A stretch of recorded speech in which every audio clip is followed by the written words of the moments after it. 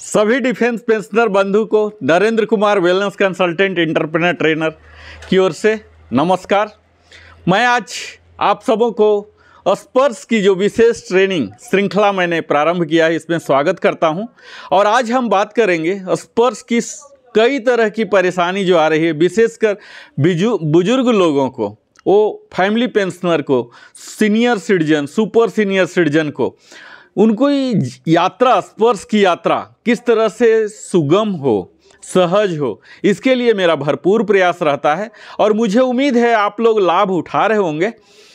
आज मैं एक खास विषय पर बात करने जा रहा हूं और वह है कि अगर आपका माइग्रेशन हो चुका है, इसके बारे में मैंने तमाम वीडियो बनाया कि किस तरह से आपको पता चले माइग्रेशन होने के बाद कौन सी कार्रवाई करना है, सक्सेसफुल लॉगिंग किस तरह से करना है। आज की इस वीडियो में मैं बताने जा रहा हूं कि आपने सक्सेसफुल लॉगिन कर लिया, न्यू पासवर्ड रीसेट कर लिया, क्रिएट कर लिया, याद कर लिया, अब आपको पोस्ट लॉगिन सक्सेसफुल लॉगिन आपने जब कर लिया तो कौन कौन सी कार्रवाई करना। तो उस कार्रवाई में सबसे अहम हिस्सा होता है कि आपको अनिवार्य कुछ डिक्लेरेशन देना, मैंडेटरी डिक्लेरेशन देना है। उसे किस तरह से आगे बढ़ना है ये मैं इस वीडियो में प्रमुखतः कवर करने जा रहा हूं। आप सबों से वीडियो में प्रारंभ करूं इससे विनम्र निवेदन करता हूं कि अगर आप हमारे लिविंग हैप्पीली यूट्यूब चैनल में पहली बार आए हैं या फिर अभी तक सब्सक्राइब नहीं किए हैं तो निडर होते हुए आप सब्सक्राइब करें। पहली बार हो सकता है जीमेल का आईडी वहां पूछा जाए, आप सब्सक्राइब करें, इससे हमारे मनोबल बढ़ते हैं, जिससे मैं और भी बेहतर वीडियो बना सकता हूं, बड़ी टीम लगा सकता हूं जो कि आपके लिए प्रामाणिक सूचना ला सकते हैं, बेहतर एडिटिंग कर सकते हैं। आप सब जब लाइक करते हैं तो हमारा और भी उत्साह बढ़ता है। आप अपने सगे संबंधियों के साथ भी साझा करें ताकि वो भी लाभान्वित हों और बेल आइकन तो अवश्य ही पुश करें ताकि मेरे द्वारा लोड किए हुए सारे वीडियो का नोटिफिकेशन आपको मिलता रहे निर्बाध रूप से। तो आइए हम स्पर्श के बारे में बात करते हैं कि स्पर्श अगर आपका सक्सेसफुल लॉगिन हो गया है तो लॉगिन करने के बाद क्या करना है, मैंडेटरी डिक्लेरेशन किस तरह से सबमिट करना है। तो आपने सबसे पहले अपने यूजर क्रेडेंशियल यानी कि स्पर्श यूजर आईडी जो कि 12 लेटर का पासवर्ड, 12 लेटर का जो स्पर्श पीपीओ नंबर था, 01 सफिक्स करके सर्विस पेंशनर ने और 02 सफिक्स करके फैमिली पेंशनर ने, और अपने जो पासवर्ड क्रिएट किए थे इससे लॉगिन कर लिए, वेलकम करके आपका नाम आ गया। अब जैसे ही आप करेंगे यहाँ से आपको कुछ ज़रूरी इन्फॉर्मेशन आपसे मांगी जाएगी, जैसे रीएम्प्लॉयमेंट के बारे में, ओवर पेमेंट किया गया है, अगर ओवर पेमेंट कर दिया जाता है तो रिकवरी देना होगा, आधार नंबर वगैरह देना है। इसके लिए आपको यहीं जब मैंडेटरी डिक्लेरेशन करते रहेंगे तो सीडैक जहाँ की आधार की सारी बायोमेट्रिक है, ये दोनों को इंटरफेस कराता है, आधार और ऑथेंटिकेशन पेज से कराया जाएगा, जहां की आपसे आधार नंबर पूछा जाएगा, सेंड ओटीपी क्लिक करना होगा, तब आपके रजिस्टर्ड मोबाइल पर ओटीपी आएंगे और उस ओटीपी को आप फिर से जब देंगे तो यह ऑथराइज हो जाता है, उनके अपने डाटा को साझा करने के लिए वो अधिकृत हो जाते हैं और तब फिर आपको सबमिट करते हैं। आप जब सबमिट कर देते हैं तब आपको कुछ कार्रवाई और करने होते हैं और फिर वो लॉग आउट हो जाएगा। पहला बार जब ये सब करेंगे ओटीपी वगैरह तो लॉग आउट हो जाएगा।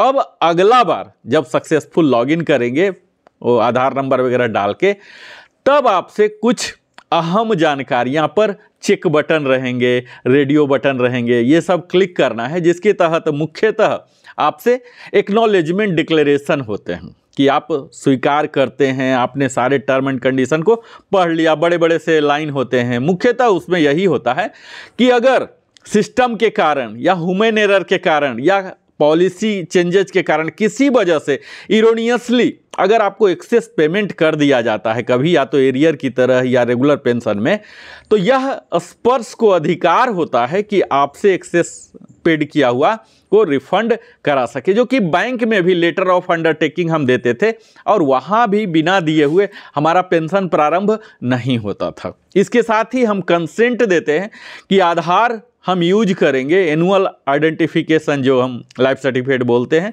डीएलसी के मार्फत से देते हैं, जीवन प्रमाण के द्वारा देते हैं।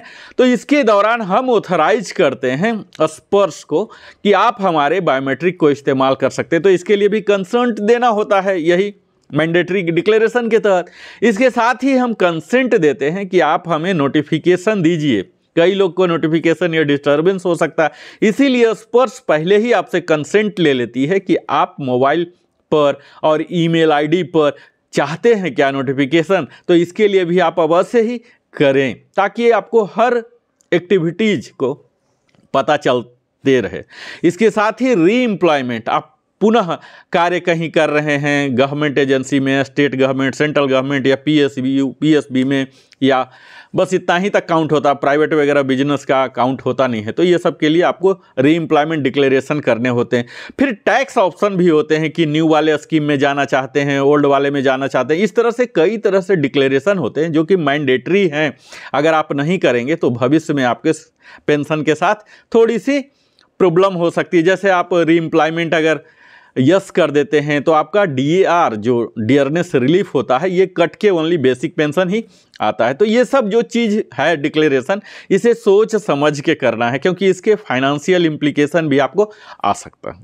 जब आपने लॉगिन कर लिया सक्सेसफुल, ये सब डिक्लेरेशन भी कर लिया, अब आप यहाँ सर्विसेज के कई तरह के फीचर्स हैं जिसमें आप अब इस्तेमाल कर सकते हैं, जिसमें कि प्रमुखतः होते हैं ट्रैक। अगर आपने कोई सर्विस रिक्वेस्ट किया तो इसके ट्रैक कर सकते हैं कि वो अभी पेंडिंग है या प्रोसेस्ड है या कोई ऑब्जर्वेशन है। इसके साथ ही आइडेंटिफिकेशन, जो एनुअल आइडेंटिफिकेशन है, ये आपने कब लास्ट सबमिट किया था, अभी अगला कब ड्यू है।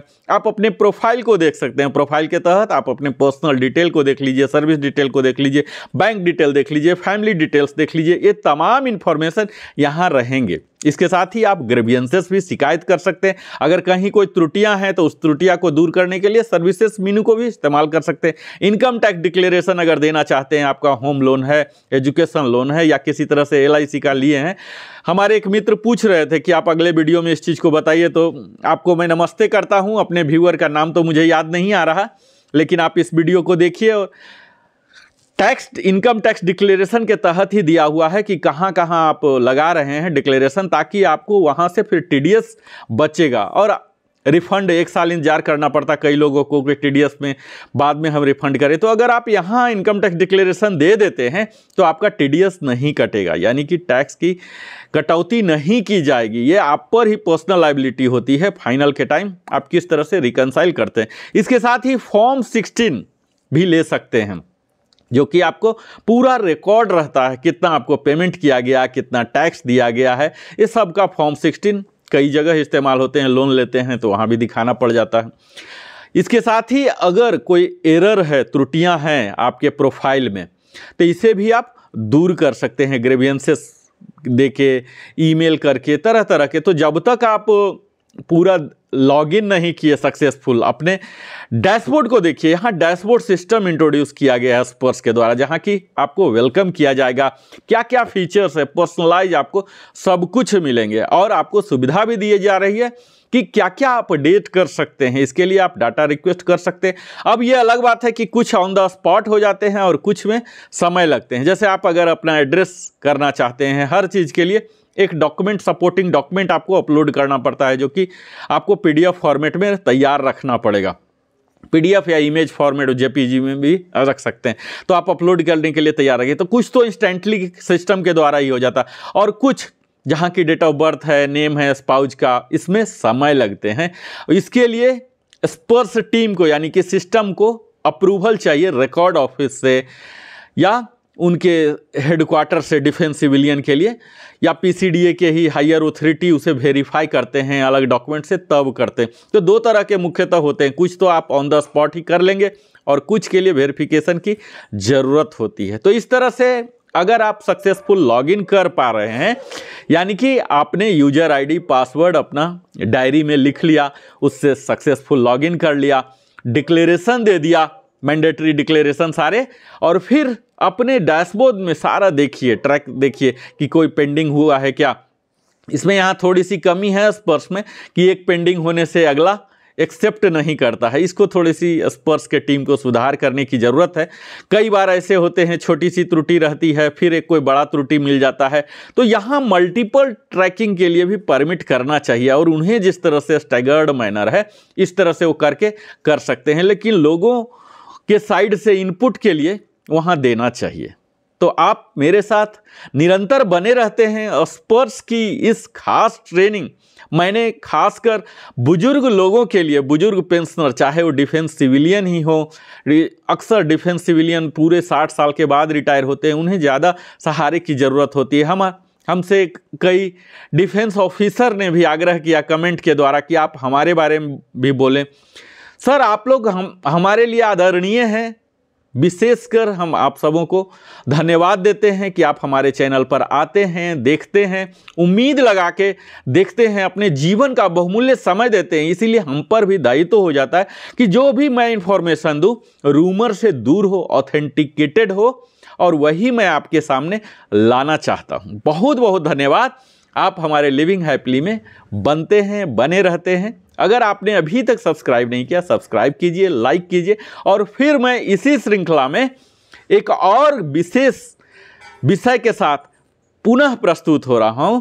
बहुत बहुत धन्यवाद। जय हिंद सर।